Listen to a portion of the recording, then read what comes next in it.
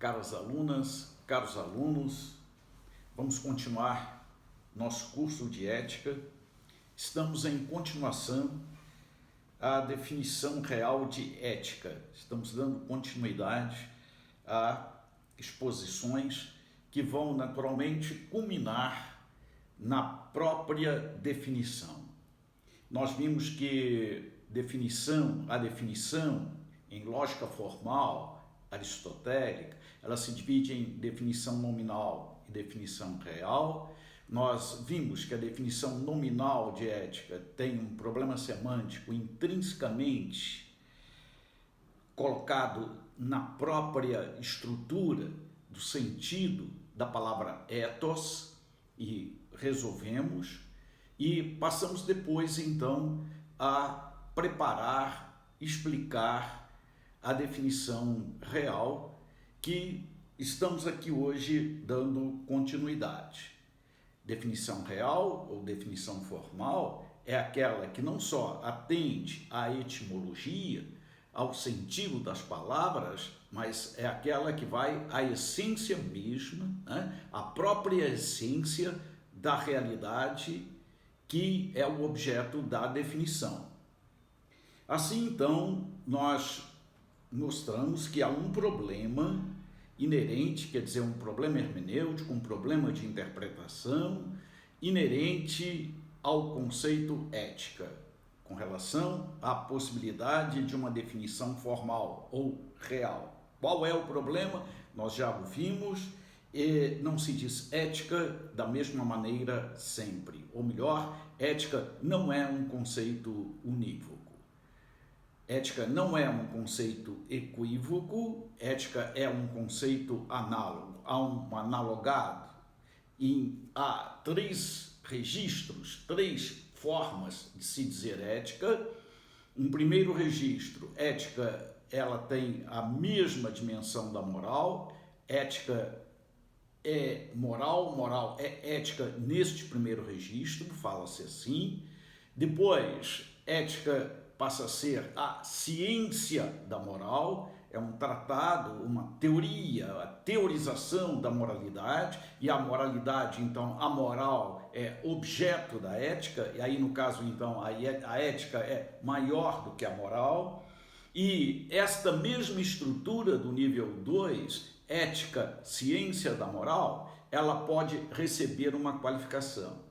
E em recebendo uma qualificação, ética aristotélica, a qualificação da ética, ética estoica, a qualificação da ética, ética epicurista, a qualificação da ética, ética marxista, a qualificação da ética, ou então num outro nível. Ética social é a qualificação da ética. Ética sexual é a qualificação da ética. Ou então, num outro nível deontológico, por exemplo, ética do direito, ética da medicina ou ética médica, ética do professor, do direito, da medicina, do professor, qualificações da ética. Então, a ética, quando é qualificada, ela se restringe àquela ciência, não é? Que no segundo patamar, no segundo registro, se define como ciência da moral, agora ela se estabelece como sendo objeto ou daquela qualificação também. Então ela está restrita à qualificação. Por isso que tem um que é igual a um R no nosso diagrama, no terceiro nível, no terceiro registro. Eu queria, então, hoje, iniciar mostrando como um filósofo ético chamado Peter Singer, é um filósofo ético contemporâneo, australiano. Ele escreveu um livro, Libertação Animal, escreveu um outro livro, A Ética da Alimentação. Ele veio ao Brasil e deu uma entrevista à revista Veja no dia 21 de fevereiro de 2007. E eu, perscrutando, lendo esta entrevista, observei que, embora Peter Singer não seja absolutamente um filósofo aristotélico, ou, penso eu, não é? Pode ser que tenha estudado a partir de Aristóteles, conheça profundamente até Aristóteles, mas ele se insere hoje no mundo ético anglo-saxão da metaética. A metaética é justamente uma estrutura que nasce sobre a ética, ou da ética, que nasce no século XX, no mundo anglo-saxão, onde a ética das normas, ou as normas e as consequências éticas que são levadas em consideração numa filosofia moral, a fortiori aristotélica, como é a nossa, não são absolutamente levadas em consideração. Trata-se de um analitismo, trata-se de uma abordagem analítica sobre o sentido das palavras que estão dentro de proposições éticas, né? Como ocorre com a filosofia analítica, não é? Então, ele é um filósofo analítico, ético, por isso metaética. Mas interessante notar que nesta observação sua de uma entrevista, quer dizer, nesta entrevista, ele formula situações onde ele vai empregar o termo ética nesses três patamares, nesses três registros, sem dizer que o são, né? Mas ele usa ética igual a moral, ele usa a ética como ciência da moral e ele usa a ética como ciência da moral mais uma qualificação.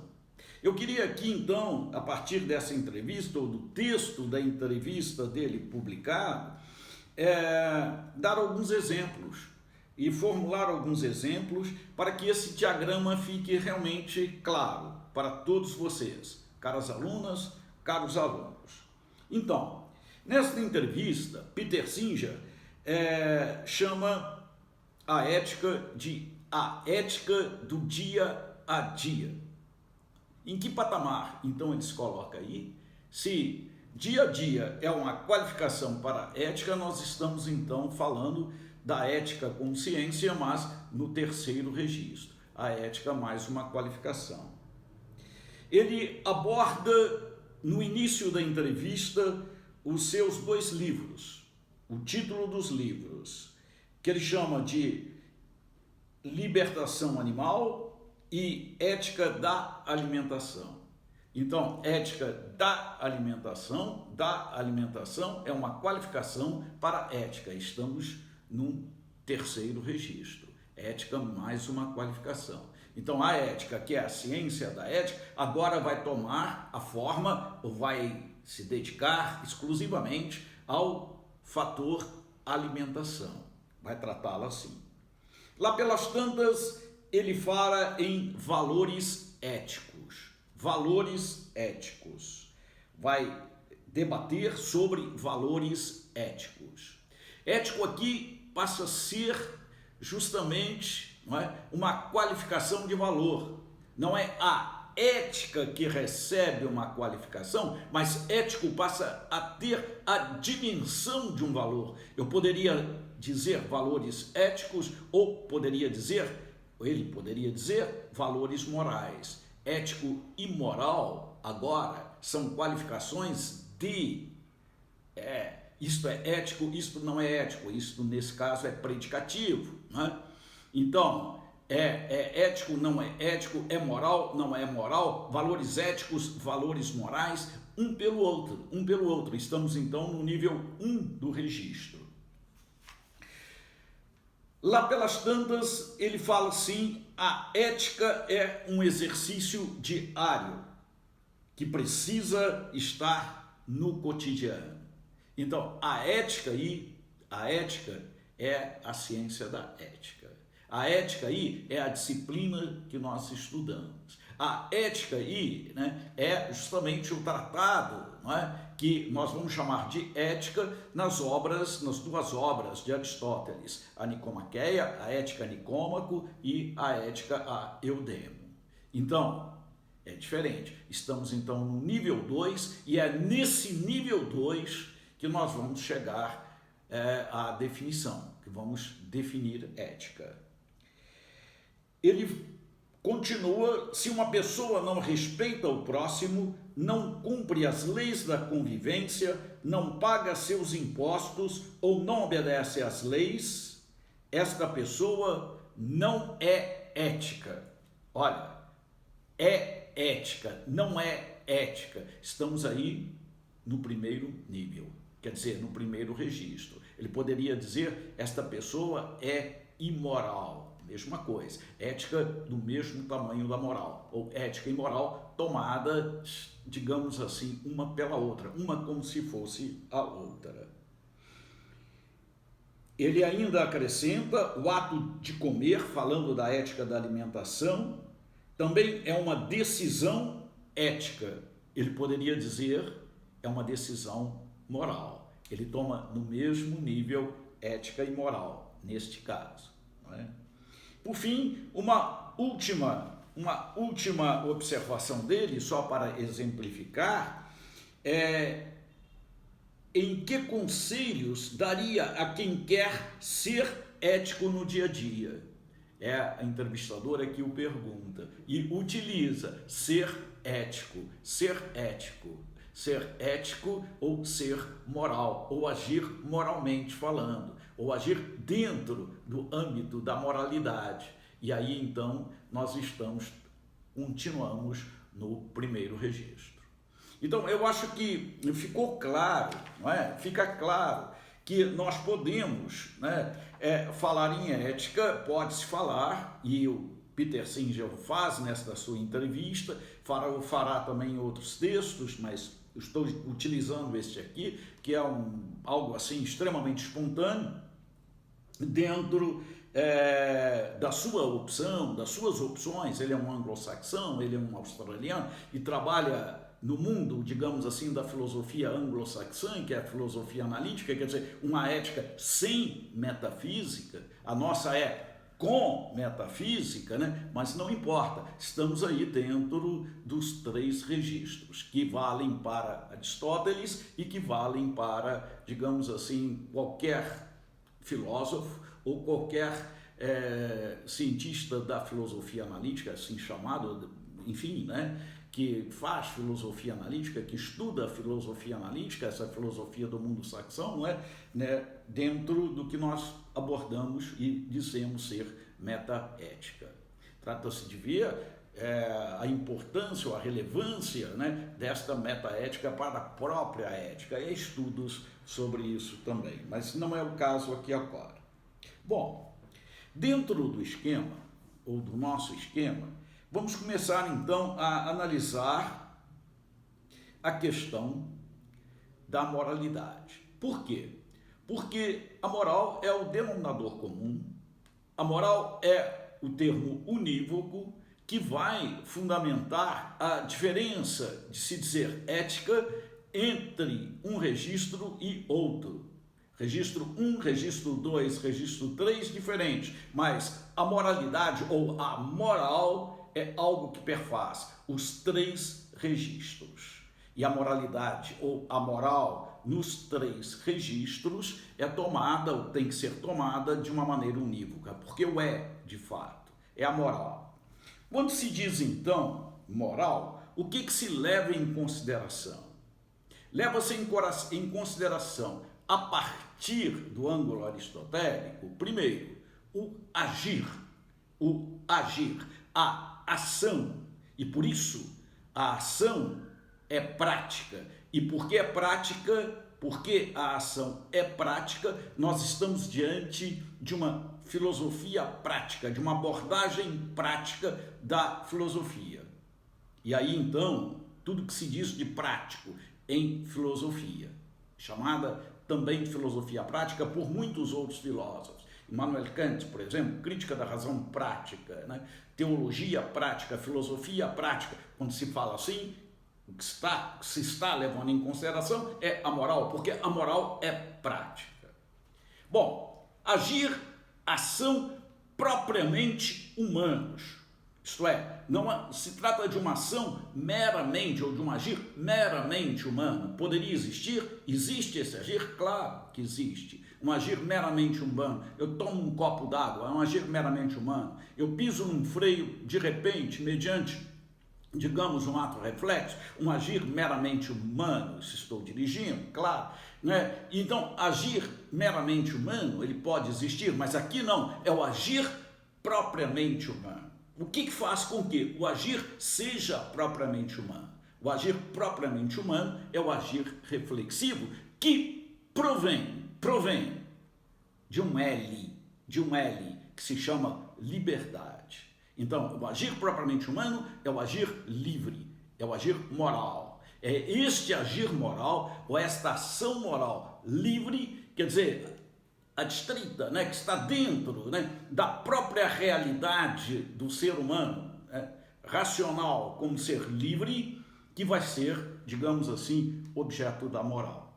E o eu, nós vamos ver depois, enquanto sujeito desta ação livre.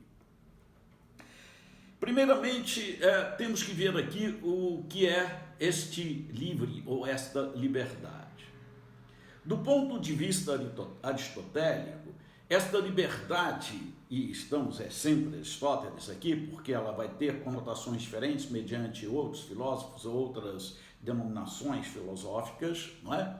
Correntes filosóficas diferentes, filósofos diferentes, estruturas diferentes, vamos ter noções diferentes, mas aqui o nosso é Aristóteles, não é?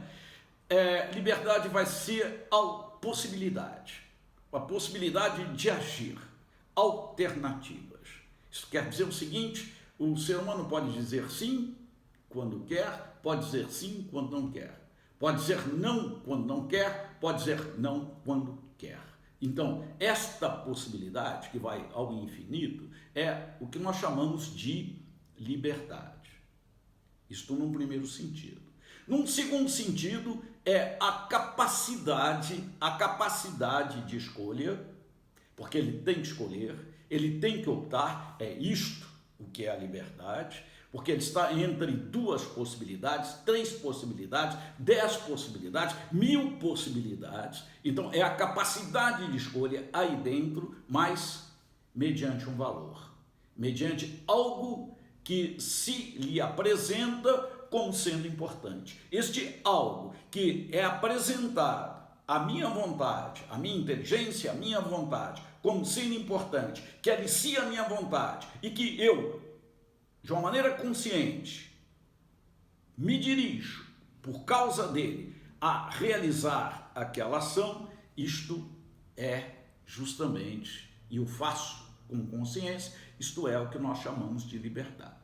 Ela pode ser maior, pode ser menor, ela pode, em determinadas condições, não existir, ela pode, isso não quer dizer nada, isso é assim, não é? Ela, justamente, não existe uma liberdade absoluta, a liberdade vai ser sempre situada, vai depender de uns its, sim, ela depende, mas ela existe, esta é a característica, isto é o que faz, digamos assim, de uma ação humana diferente de uma reação animal, né? O animal reage, o ser humano age. E esta diferença de uma reação para uma ação e uma ação consciente é o que determina, digamos assim, do ponto de vista da característica de uma diferença, que é uma diferença específica em se tratando do homem, que nós vamos falar é a marca da racionalidade, é a marca do ser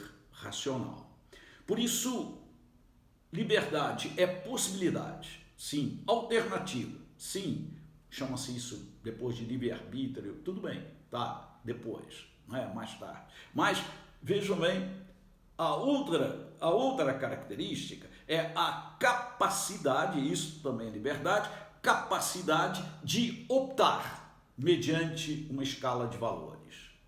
É claro que pressupõe essa escala de valores sempre uma referência. E as referências não são iguais. Ok, sem problemas. Não estamos falando aqui de referência ou de referências. Mais tarde vamos estudar isso quando estudarmos a própria estrutura da Nicomaqueia, da Ética Nicômaco, que é, digamos assim, a nossa obra, o nosso livro, o nosso mestre aqui, né, Aristóteles, tá? Vamos estudar isso mais tarde, mas aqui eu só posso dizer isso, né? Até agora é assim, liberdade é possibilidade, é alternativa de opção e é escolha dentro de uma escala de valores, é a capacidade de escolher entre o melhor e o menos, né? Entre o maior e o menor, entre o melhor e o pior, entre, digamos, né? E aqui tem que ser crítica, não há como não ser crítico, né? Porque a filosofia é fundamentalmente crítica, nós já vimos, né? Dentro de uma determinada escala de valores. Pressupõe-se ainda um terceiro termo, tá? Moralidade, que é justamente o que nós chamamos de consequência. Então, consequência é o que vem depois, adstrito à ação que eu faço. Isto quer dizer o seguinte, numa ética aristotélica, né, a consequência tem que ser levada em consideração. Na metaética do dia a dia do Peter Singer, não, é diferente. É diferente, não é uma ética consequencial, mas a ética de Aristóteles é uma ética consequencial e por isso é tratada também de ciência das consequências, ou é tratado também este episódio, este capítulo como consequencialismo moral. Vamos ficar aqui e no próximo vídeo vamos explicar ainda melhor esta questão. Muito obrigado.